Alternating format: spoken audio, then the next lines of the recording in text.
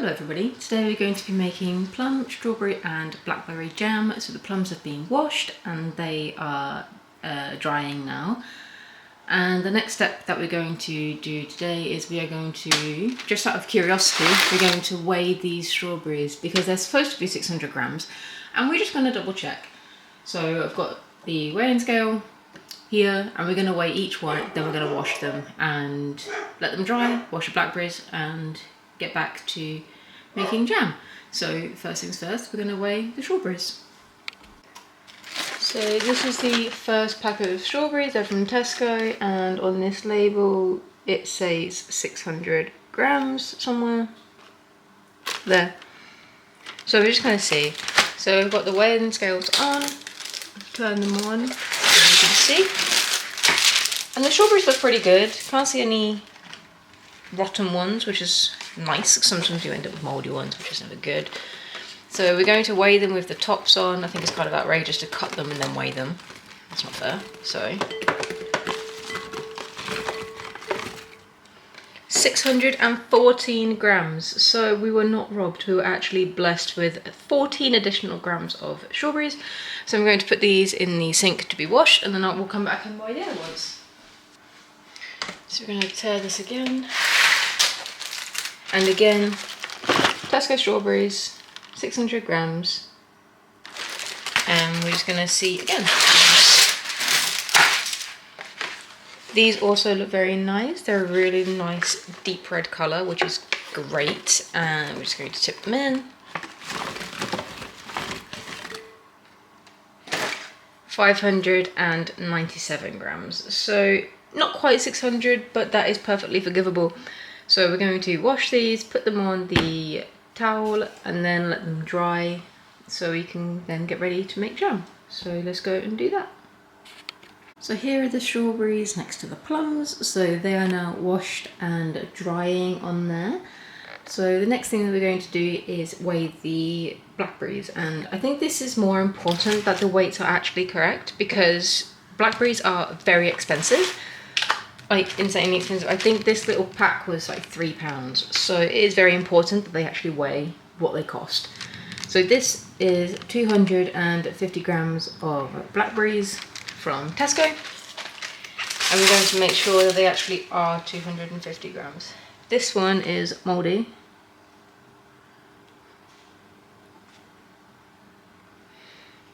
That one's mouldy. I'll include it in the weight because, oh, that one's mouldy as well. That's the thing with these berries. Sometimes you get them and then in a pack of 20 berries, 2 of them you can't eat. So I'll give them to the dog. She seems to like fruit, but that's besides the point. So we're going to weigh what is left.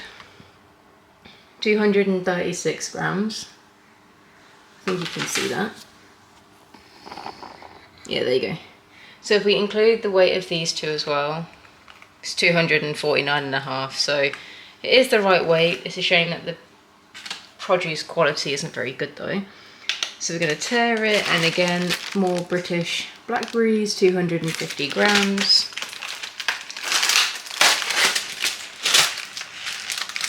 And I bought these yesterday, so they shouldn't be mouldy. Again, here's another one that's rotten here. It's mouldy as well.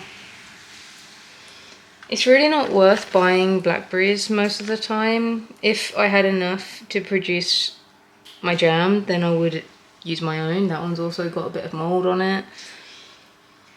So yeah, it's not always worth buying blackberries. Of all the berries, these ones tend to be the worst. So this is 243.5, adding the 2 bad ones is 254. So again, you get the correct amount of berries in weight, but the quality just isn't there, unfortunately, sometimes. But it is what it is. Can't do anything about that. So I'll give those to the dog. She likes fruit, so bless her. But with these now, I'll wash them and put them alongside the other fruit, and then once they're all dry and clean, we can get to making the jam. So I've never made this mixed berry jam before, so I'm hoping that it works and it is quite nice, obviously. So it's going to be a learning curve for me too. And yeah, hopefully things go well. So I will see you in a moment once these are dry. So here is the dried fruit that we're going to be using, and the first thing we're going to do is chop off all of the tops on the strawberries and then cut them in half, because I quite like the big chunks. So we're going to cut them in half, maybe in quarters, but we're going to cut the tops off first, and then we're going to probably just leave the blackberries whole, to be honest, and then remove the pits and cut them into quarters like the plums. So we're going to do that, and then we're going to weigh them all, and then we're going to get a total so we can work out how much sugar to add. So I'll do all that, and then I'll show you the cut fruit at the end. So now that we have all of the strawberries cut, I've tasted a few and they are delicious. So we're going to put them in here and weigh them, and then we can make a judgment on how much sugar we need when we've combined all of the fruit together. So we're just going to put these in here. So it should be roughly a kilo based on the amount that we started with, which is a nice amount of strawberries if you ask me. So that's 1080 grams. So combined with the 500 grams of blackberries, that's what, 1.5 kilos. So we're just going to add the plums, and then we're going to add 3/4 of that amount in sugar. So I imagine the plums will be about 2 kilos. So I'll just stone all of those and then show you them as well. So here is all of the fruit together, and that is what we're going to be making the jam with. And the next step that we're going to have to do is to weigh the plums. So hopefully it can show up there. Yep.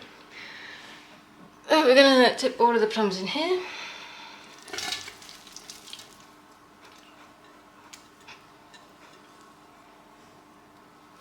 And that's 1771 grams of plums added to 500 grams of blackberries, that's 2271, added on to the 1080 grams of strawberries, so that is 3,350, I think, it will take. So we're going to make 3/4 of that into sugar, and then we're going to add the sugar in, add some lemon, add some pectin, and yeah. So just whilst the camera is here, I'm going to add in all of the other fruit just so we can see what it looks like in the bowl, and then we'll get the total as well, won't we? So added the blackberries and added the strawberries too. So that is all of the fruit. I think I was roughly right. So that is 3,354 grams. I can't do the maths of that in my head for working out 3/4. So I'm going to put this on the hob, start it cooking, and then I'll work out how much sugar we need, and then we'll go from there. So let me just put this on the hob. So this is the jam on the hob, and it's just being mixed up very, very slightly. It's on a very low heat because we don't want to burn the bottom. And we've also added a tiny little bit of water, so that's that. And yeah, so we're just going to cook this down very slightly until it is a bit more liquidy, so the juices come out of the fruit. And then once that is complete, we'll then add the sugar, lemon and pectin. So I just thought that was really pretty, and I just thought I would share what it looks like now. So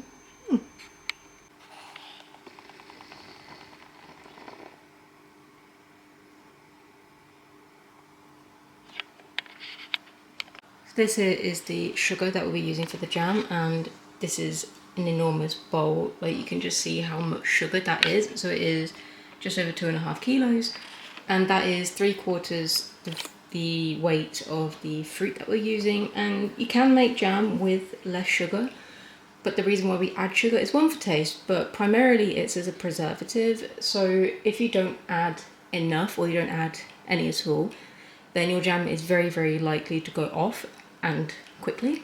So it's like sweets. Sweets have a lot of sugar and they have a very long shelf life. It's the same principle with this. It's why honey lasts thousands and thousands of years, Honey is just pure sugar, essentially. So it is a lot of jam. Let me say that again. It is a lot of sugar to produce a lot of jam, but you don't use jam, well, we don't use jam every single day, and we don't use a lot of it, so it's not too much of an issue. Obviously, if you have issues with your sugars, then be mindful, but this is just a visual representation of just how much sugar goes into things like this. It's quite disturbing to look at it, really, but it lasts a long time, and like I said, if you use it sparingly, it's okay. So yeah, so we're going to add this soon enough, and just to show you the process, the progress that we're making, look at this. Isn't the colours just, it's just wonderful. It's really starting to bubble up now, and you can see all of this juice that has come out of the fruit because we only added a tiny little bit of water, and this is all juices and liquid from the fruits themselves. The blackberries are holding up very well, so I might have to like smush a few of those against the side to break them up a little bit, but I'm quite happy to have some really nice big chunks of fruit in the final product. So yeah, I'll let you know once it is time to add the sugar and the pectin and the lemon juice. Now that the fruit has softened a lot and all of this juice has come out, I'm going to add some pectin. I'm going to add a sachet of pectin, and the reason for that is because I don't want to cook this down enough that the jam will set on its own.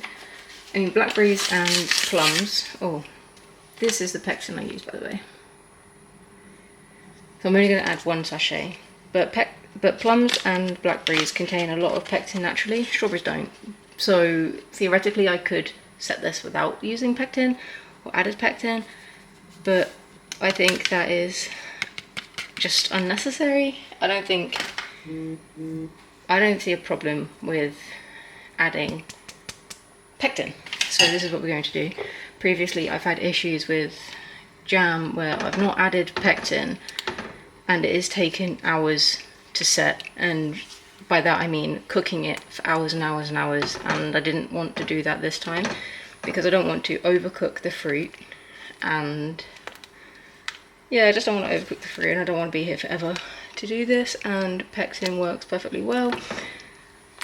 The last time I added pectin I ended up with these clumps just like we've got this time, so I'm going to do what I did last time and get a whisk and whisk it slightly, but also pectin will dissolve eventually anyway in the heat when it's being cooked. It's similar to sugar in that it will dissolve on its own in the heat, but I'm going to try and help speed it up a little bit just because I'm being a bit impatient today. So I'm going to use a metal whisk. Metal because I don't want to use a ceramic one in the jam, but also be mindful that you don't want to use a metal whisk and scrape it against the metal bottom of your pot. Look how liquidy this is. So because this is so wet or watery, due to I think the strawberries more so than anything else, I'm going to move this back a bit, I don't want to cook my camera. I would be here for hours and hours if I tried to boil it off like that. So it's not something I want to do today. So pectin it is. Now that the fruit is simmering quite nicely, and I think we've got as much juice out of it as we're going to get, I'm going to add the sugar. And the sugar came in this massive clump. Just going to put that in there. And after the sugar is added, just be so careful with mixing it and touching anywhere near the liquid. Molten sugar is not something that you want to get on your skin, on anybody else, anywhere near you. It will take your skin off, so just be so careful. But it always looks like a crazy amount of sugar because, I mean, realistically it is, but sugar dissolves quite quickly, so this shouldn't take too long for it to get dissolved. And you can see how much is added by how much more volume there is now. So yeah, just be careful and wait for this to dissolve, and we'll bring it to a rolling boil, and then hopefully it will be done fairly soon. And you can use a jam thermometer. I do have one, I just don't like to use it, so I'm going to look at it and guess. But yeah, so I'll show you a little bit of this boiling process, and then once the jam is finished.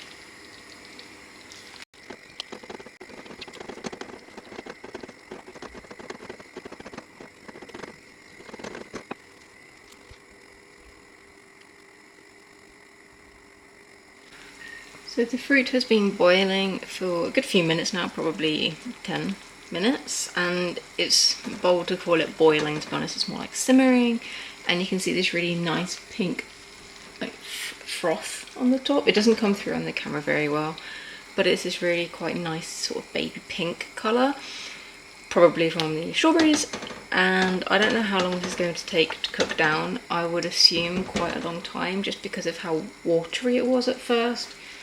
So I've got a ceramic plate in the freezer to do the freezer test for the jam when I think it is set, but I do think I'm going to be here for maybe half an hour longer just to boil down so much more of the liquid, which didn't happen with my previous jams due to using the strawberries. So yeah, this is where we are at the moment. It smells divine, and me and my mum have been doing taste tests as it has gone on. It was quite sharp at first before any of the sugar was added, so you could taste each of the flavours. So the strawberry came through first, and then the plum, and then the blackberry at the end. It was quite tart and quite sharp, to be honest. But then the addition of the sugar definitely mellowed out those flavours, so you still get a very full flavour profile, but it just wasn't as aggressive. So it was really quite nice, and it was more of a syrup at that point, just because of the sugar content and how none of it had boiled away.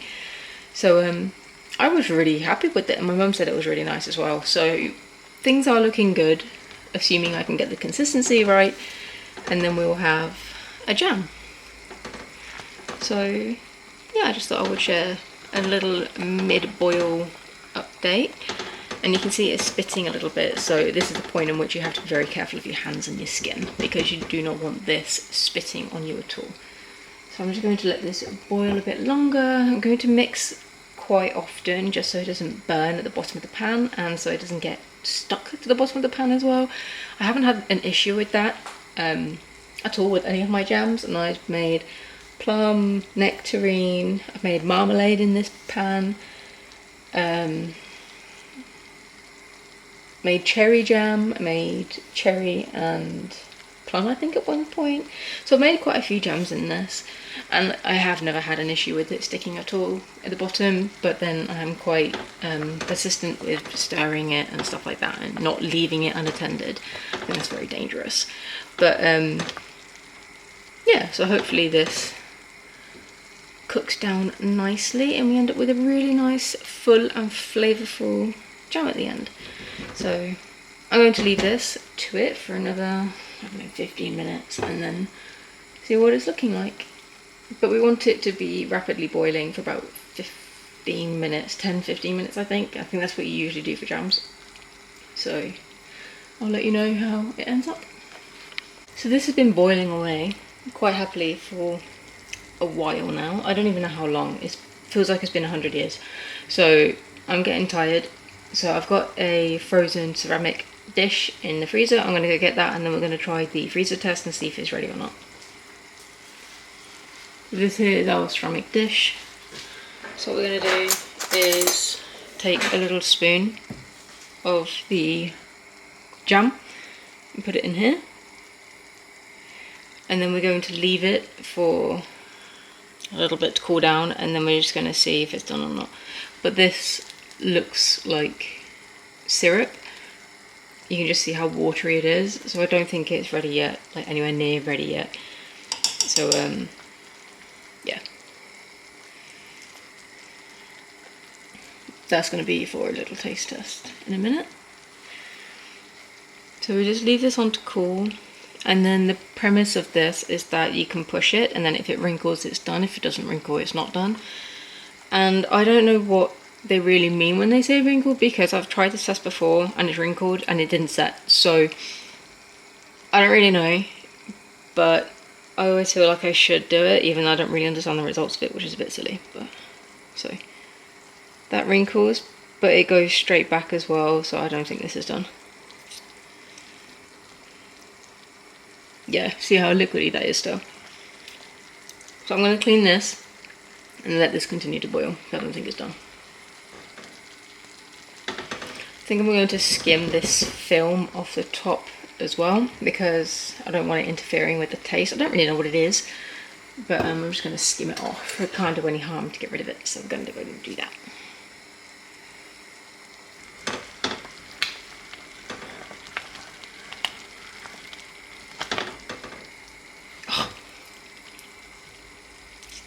It is very hot.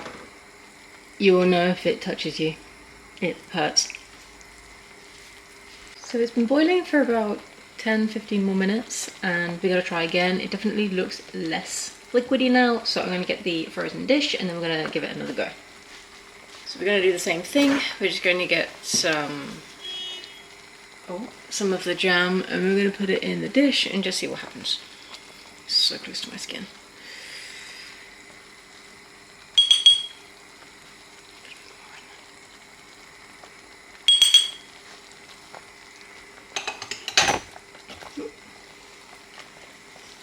So this is what we've got. I'm going to let it cool on there for a moment, and then we're going to test it and see if this is done. But it's looking a lot more jam-like and syrupy than it was a moment ago, so hopefully it is done. This is the jam. We're going to do the little test. That's looking a lot more promising. You can definitely see the wrinkles and how it doesn't go straight back. That's a bit clearer. So it's still not 100% liquidy. It's still not 100% set, I don't think. But I also think it is set enough, to be honest, because I'm tired. And I'm just hoping that it sets. I don't mind if it sets quite soft, and if it still has a little bit of give, but as long as it's not like a liquid, then I'm sure it'll be fine. We can just see by the volume how much it has kind of like boiled off.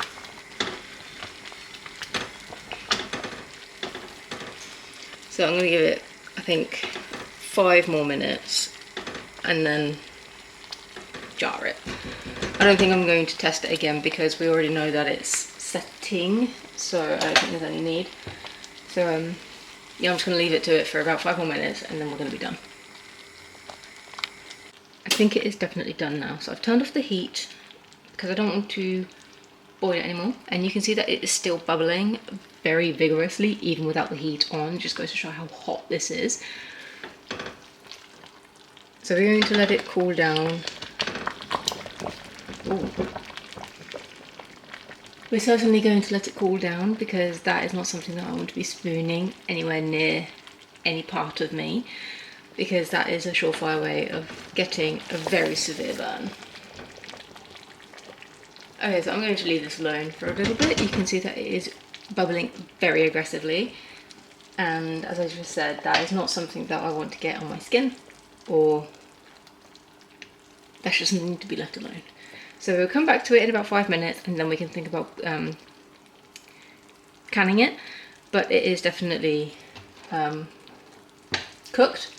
I'm just going to skim this kind of like scum off the top and put it in a separate container so it doesn't go down the sink, because that would be not great to get this clogged in your sink or your drains. So now I'm going to can them. So we're going to be using sterilised jars, so sterilised in the dishwasher, and literally just going to spoon them in, and then hopefully they kind of seal on their own. Usually they do, so we're just going to do that, and I'll speed this up so it's not so slow. I'll show you what we end up with at the end. Spooning it in now, it does look very liquidy, so I'm a bit concerned that it is going to be just a liquid tomorrow, but hopefully it sets. I might cry if it doesn't.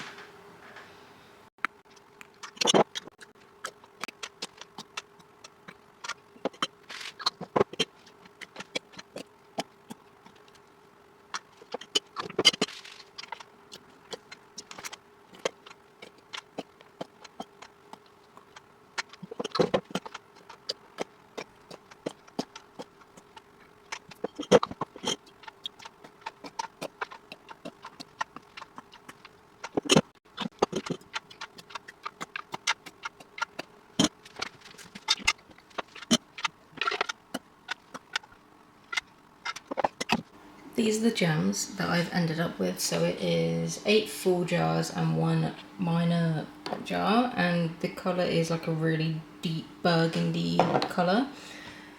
It's really nice rich colour, and you can see the seeds throughout the jam. You can't see it very well in this lighting, unfortunately, but it looks lovely.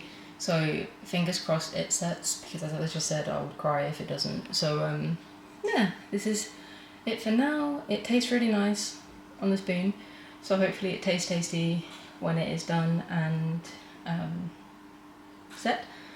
But for now I'm just going to leave it on the side, and hopefully the jars seal themselves. And yeah, so we'll have a check them tomorrow and hope for the best. So thank you for watching this. I hope to see you in the next one. And do you have any jam flavours that you really like and that I should try? So yeah, I hope to see you in the next one. Bye guys.